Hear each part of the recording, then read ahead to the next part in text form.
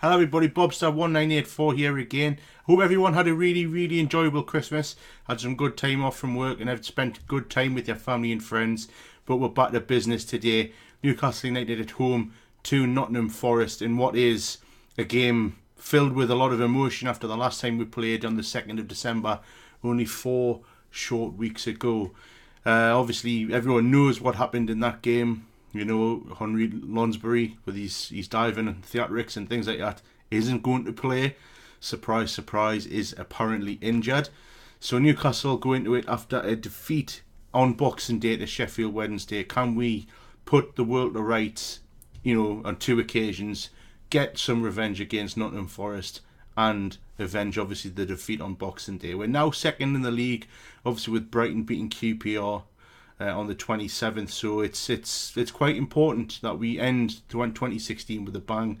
Obviously not being the greatest year when you look at the full picture with relegation and all that, but obviously we're concentrating on here and now. We need to really get these 3 points to put, you know, 2 things to bed. What happened 4 weeks ago and obviously Boxing Day. Now obviously we know Shelvey's not going to play, you know, banned for another 4 games including tonight. But something has to change in that midfield, because the other day what I seen was no threat in that midfield. Colback and Hayden are 2 defensive-minded midfielders. They've got no real creativity amongst them. We need something creative in that midfield to make Shelvey's absence, you know, it's going to hit with less. You know, we need someone that's going to be creative. Obviously Shelvey can spray the balls, you know, champagne balls, but he can also look for the decent short pass as well. So we need something in that midfield. We were severely lacking in midfield on Boxing Day. I know obviously he's never going to try, but I really would love to see Gale and Mitrovic up front. You know, why not have Gale play in the Diarmi position and have Mitrovic play in the Diarmi position, flick the balls on, you know, for Dwight Gale. It would be very reminiscent of Alan Shearer and Craig Bellamy, which worked out to be a great partnership.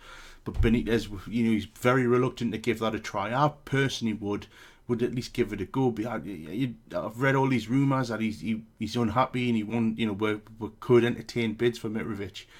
I just think it's a mistake personally. You know, you'd be losing somebody who's got that hunger and he's young and he can only get better.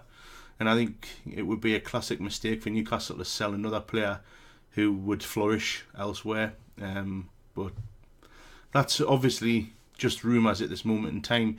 And getting back to the rest of the team, I never predict a team because, as I say, Rafa is extremely hard to predict in terms of a prediction, but I think the back 4 is pretty much settled on. Obviously the keeper writes himself now, but I just think we've got to put a bit more energy into the performance, a bit more fire in the belly in terms of, as I say, the midfield. We've got to get a bit more creative because we really lack that. Obviously on Boxing Day, I've read a lot of people blaming, you know, that, you know, for Wednesday were, you know, dirty and stuff like that, but there might have been, but we at the end of the day didn't deserve to win that game because we did not play well enough to win the game. Now I think if we do play to the strengths that we can play, obviously we've seen it at home, we've beaten Birmingham 4-0, things like that, we've beaten Brighton at home, you know, we can win games fairly easily and comfortably at home, but we just seem to put unnecessary pressure on ourselves, and when other teams can smell that pressure, they've went ahead and just, you know, hit with.